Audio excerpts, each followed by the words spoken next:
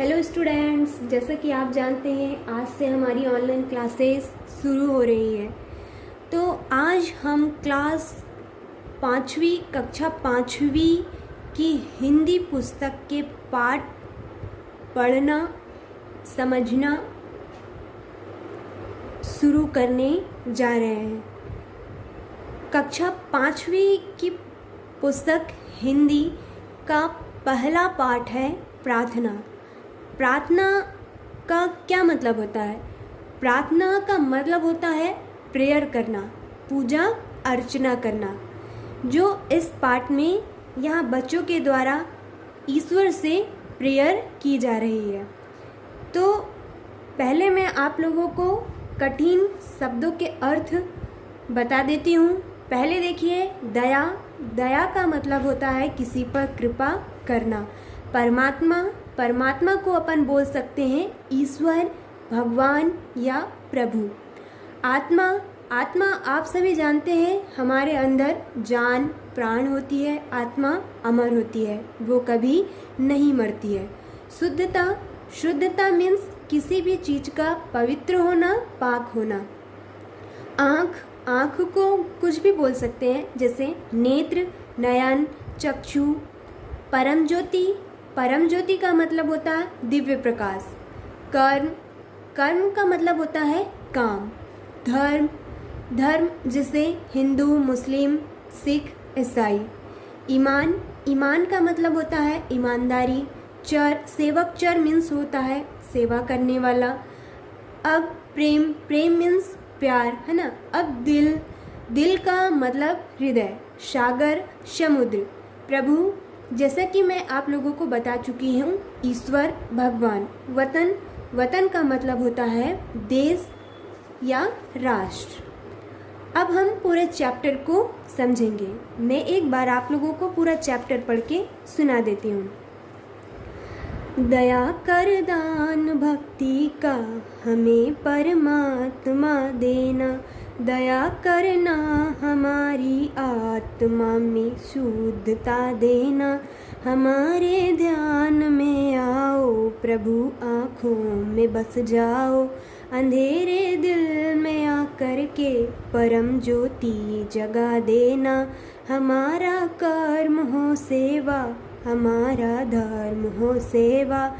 सदा ईमान हो सेवा, व सेवक चर बना देना। बहा दो प्रेम की गंगा, दिलों में प्रेम का सागर। हमें आपस में मिलजुल कर प्रभु रहना सिखा देना। वतन के वास्ते जीना, वतन के वास्ते मरना। वतन पर जा फिदा करना, प्रभु हमको सिखा देना। वतन पर जा फिदा करना, प्रभु हमको सिखा देना। तो ये बच्चों के द्वारा ईश्वर से प्रार्थना की जा रही है। तो बच्चे प्रार्थना में ईश्वर से क्या कह रहे हैं, उन शब्दों को हम समझते हैं, ठीक है। तो बेटा, बच्चे यहाँ भगवान से ये प्रार्थना कर रहे हैं कि हे ईश्वर, हम आपसे किसी भी चीज़ की मांग नहीं कर रहे हैं, कुछ दान नहीं मांग रहे हैं। हम आपसे सिर्फ इतना दान मांग रहे हैं, और वो है भक्ति। तो आप क्या है ईश्वर, आप हमें भक्ति का दान दे दीजिए, मतलब हम पर अपनी भक्ति की कृपा कर दीजिए। दया करना हमारी आत्मा में शुद्धता देना। हमारी जो आत्मा है उसमें शुद्धता देना, हमारी आत्मा को शुद्ध कर देना। कहने का तात्पर्य ये है, यहाँ पर आत्मा में शुद्धता का मतलब ये है कि हमारे दिल में किसी के लिए भी द्वेष भावना ना हो, घृणा की भावना ना हो, हम किसी के लिए बुरा ना सोचें। अतः हमारे दिल में सभी के लिए प्रेम हो, प्यार हो, सभी की भलाई के लिए सोचें, उनके अच्छे के बारे में सोचें। आगे बच्चे बोल रहे हैं, हमारे ध्यान में आओ प्रभु, आँखों में बस जाओ। अंधेरे दिल में आकर के परम ज्योति जगाना। मतलब बच्चे यहाँ जो है वो भगवान से ये प्रार्थना कर रहे हैं कि हे ईश्वर, आप हमारे ध्यान में आए, मतलब हमारे हृदय में आए और हमारी आँखों में बस जाएं।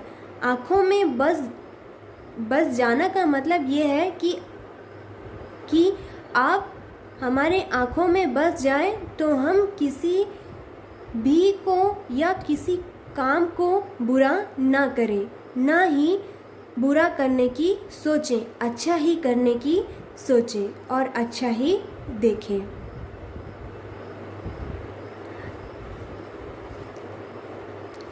अंधेरे दिल में आकर के परम ज्योति जगा देना। तो बेटा जैसे यहाँ लिखा है अंधेरे, यहाँ बच्चे भगवान से ये प्रार्थना कर रहे हैं कि हे ईश्वर, हमारे दिल में अगर कोई अंधकार है तो आप आकर के उस अंधकार को मिटा दें और उस में परम ज्योति जगा दे। परम ज्योति मीन्स होता है दिव्य प्रकाश, जो हमारे दिल में परम ज्योति जगा दे।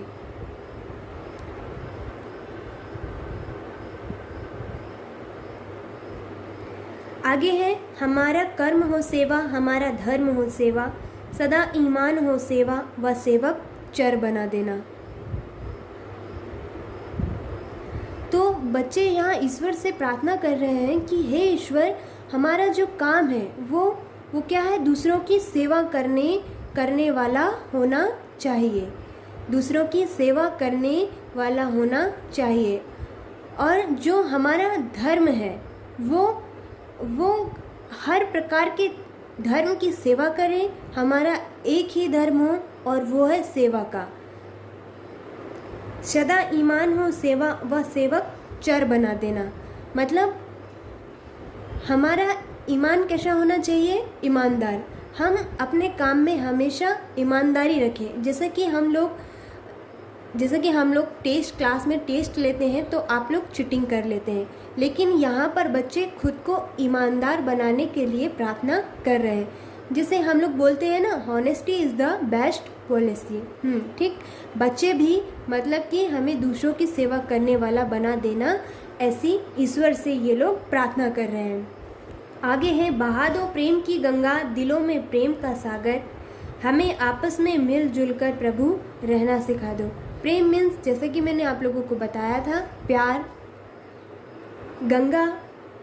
गंगा नदी है, दिल आपका हृदय, सागर आप समुद्र। तो बच्चे यहाँ पर कह रहे हैं बहा दो प्रेम की गंगा, हे ईश्वर, हमारे दिल में गंगा रूपी नदी का सागर बहा दो। जैसा कि आप लोगों को पता है, गंगा नदी पवित्र नदी मानी जाती है। लोग उसमें ये सोचकर स्नान करते हैं कि हमारे जो पाप हैं वो धुल जाएंगे। उसी प्रकार बच्चे भी अपने दिलों में गंगा रूपी नदी को बहाने की प्रार्थना कर रहे हैं। हमें आपस में मिलजुल कर प्रभु रहना सिखा दो। यहाँ बच्चे भगवान से ये बोल रहे हैं कि हे ईश्वर, हमें आपस में मिलजुल कर रहना सिखा दो। आपस में मिलजुल कर रहने से हमें एक दूसरों के सुख दुख की जानकारी होती है। आगे है वतन के वास्ते मरना, वतन के वास्ते जीना, वतन के वास्ते मरना, वतन पर जा फिदा करना, प्रभु हमको सिखा देना।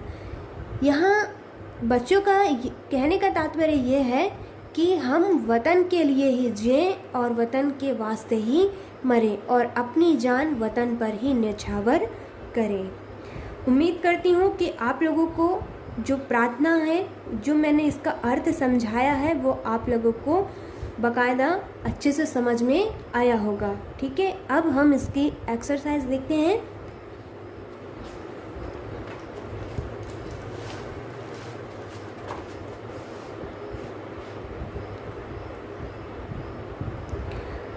नए शब्द, कुछ शब्दार्थ हैं जैसे परमात्मा, ईश्वर, शुद्धता, पवित्रता, परम ज्योति, दिव्य प्रकाश, सागर, समुद्र, वतन, देश या राष्ट्र, जा फिदा, प्राणों का न्यौछावर।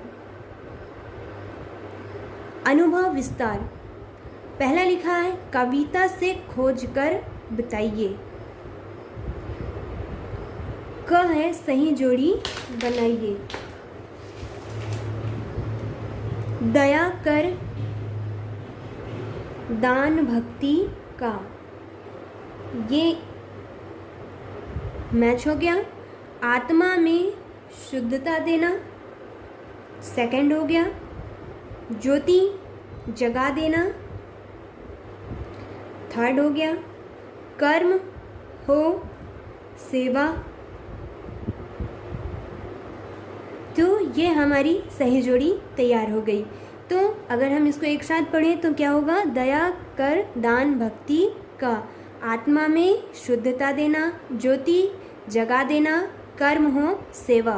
ख कविता को पढ़कर रिक्त स्थानों की पूर्ति कीजिए। कविता को आप लोगों को ध्यान से पढ़ना है और ये जो रिक्त स्थान दिए हैं यहाँ पर उन शब्दों को भरना है।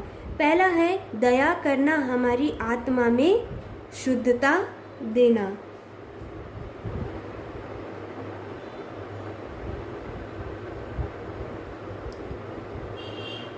बहा दो प्रेम की गंगा, दिलों में प्रेम का सागर। तो यहाँ पर क्या आ जाएगा, गंगा। हमारा कर्म हो सेवा, हमारा धर्म हो सेवा। तो दोनों रिक्त स्थान में आ जाएंगे सेवा सेवा। फोर है वतन के वास्ते जीना, वतन के वास्ते मरना। अब हम इनको एक साथ पढ़ेंगे तो क्या हो जाएगा, दया करना, हमारी आत्मा में शुद्धता देना, बहा दो प्रेम की गंगा, दिलों में प्रेम का सागर, हमारा कर्म हो सेवा, हमारा धर्म हो सेवा, वतन के वास्ते जीना, वतन के वास्ते मरना। दूसरा क्वेश्चन दिया हुआ है अति लघुत्तरीय प्रश्न। इसका निर्देश दिया है निम्नलिखित प्रश्नों के उत्तर एक वाक्य में दीजिए। पहला क्वेश्चन दिया है कवि परमात्मा से कौन सा दान मांग रहा है।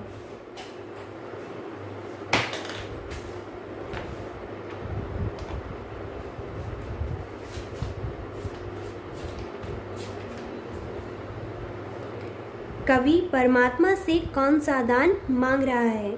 इसका आंसर हो जाएगा कवि परमात्मा से भक्ति का दान मांग रहा है।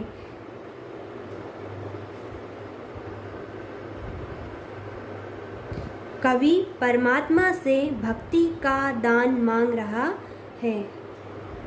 सेकंड क्वेश्चन है, दूसरा क्वेश्चन है हमारा कर्म और धर्म क्या होना चाहिए। हमारा कर्म और धर्म सेवा होना चाहिए।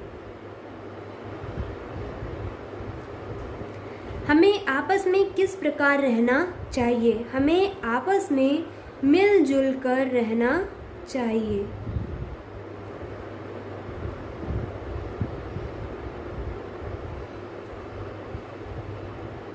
कवि किसके लिए जीना मरना चाहता है।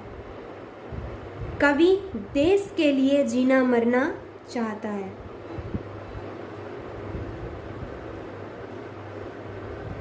ठीक है, तो सारे आंसर हो गए। कवि परमात्मा से कौन सा दान मांग रहा है। कवि परमात्मा से भक्ति का दान मांग रहा है। हमारा कर्म और धर्म क्या होना चाहिए। हमारा कर्म और धर्म सेवा होना चाहिए। हमें आपस में किस प्रकार रहना चाहिए। हमें आपस में मिलजुल कर रहना चाहिए।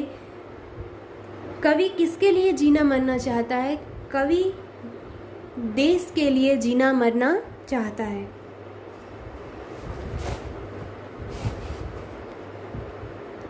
थर्ड क्वेश्चन है, तीसरा क्वेश्चन है लघु उत्तरीय प्रश्न। इसका निर्देश है निम्नलिखित प्रश्नों के उत्तर 2 या 3 वाक्यों में दीजिए। हमें फर्स्ट क्वेश्चन है हमें मिलजुल कर क्यों रहना चाहिए।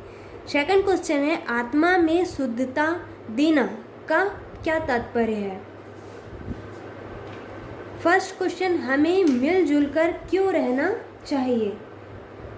आंसर है, उत्तर है इसका आपस में मिलजुल कर रहने से प्रेम और अपनापन बढ़ता है।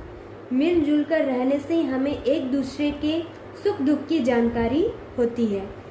दूसरा क्वेश्चन आत्मा में शुद्धता देना का क्या तात्पर्य है। आत्मा में शुद्धता देना का तात्पर्य है आत्मा को बुराइयों से मुक्त करना, आत्मा को शुद्ध करना, पवित्र करना।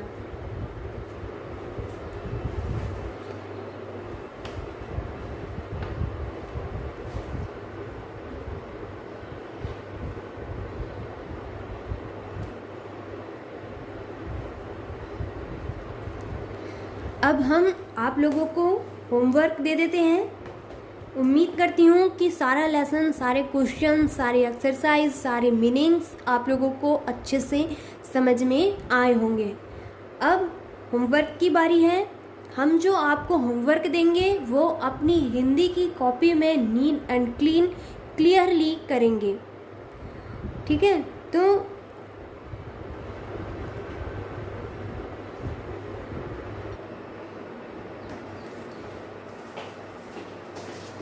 ये आप लोगों का होमवर्क होगा। पहला है पर्यायवाची शब्द। पर्यायवाची शब्द परमात्मा, वतन। परमात्मा जैसे मैंने बताया था आप लोगों को, ईश्वर, भगवान, प्रभु। वतन, देश, राष्ट्र। आपको जो पर्यायवाची शब्द लिखना है। सेकंड है विलोम शब्द। विलोम शब्द शुद्धता, जैसे कि आप लोग लिख सकते हैं अशुद्धता।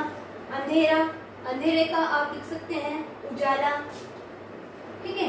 हमने आपको जितना भी आज लेसन जो रीड कराया है उसकी मीनिंग्स, और सबसे पहले आपकी हिंदी की कॉपी में ऊपर पे पार्ट का नंबर, पार्ट का नाम और पूरी हिंदी की पोयम फर्स्ट लाइनों से लास्ट लाइनों तक पूरी आपकी हिंदी की कॉपी में फिलअप होनी चाहिए, लिखी होनी चाहिए। ये आपका होमवर्क है।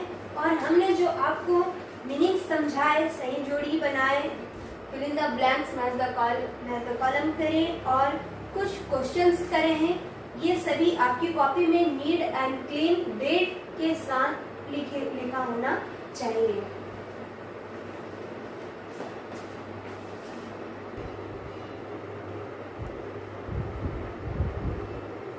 अब हम भाषा की बात जानेंगे।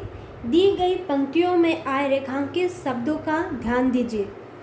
दया कर दान भक्ति का हमें परमात्मा देना है। ये जो लाइन अंडरलाइन की गई है परमात्मा के नीचे, इन शब्दों पर हमें ज़्यादा ध्यान देना है। प्रभु, प्रभु इसमें भी अंडरलाइन किया गया है। अब नीचे कुछ लाइनें लिखी हैं। परमात्मा और प्रभु शब्द ईश्वर के लिए प्रयोग किए गए हैं।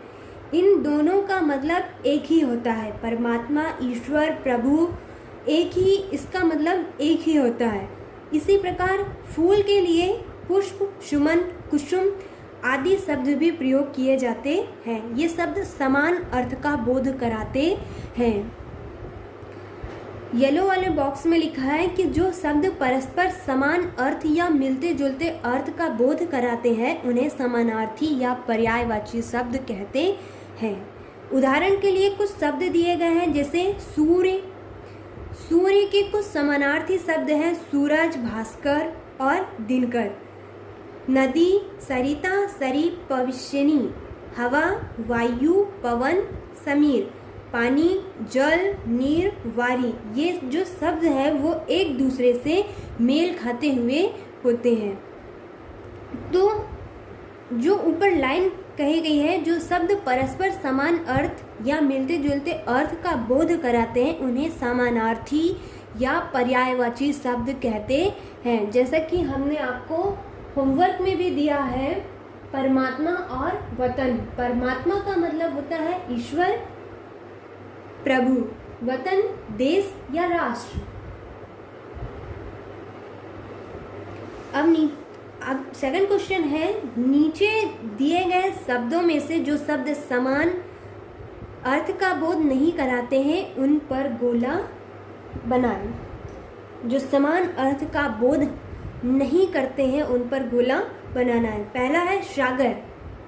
सागर, जल्दी, सरिता और है रत्नाकर। तो यहाँ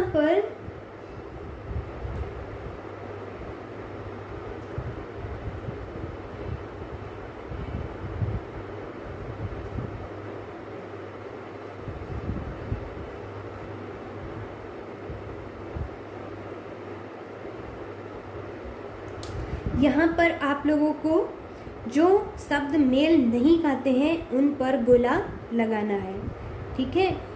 तो आप लोगों को ये सारे एक्सरसाइज अपनी हिंदी की बुक में लिखना है। ये आप लोगों का होमवर्क है और होमवर्क एकदम क्लीन और नीटली साफ सुथरा होना चाहिए, ठीक है।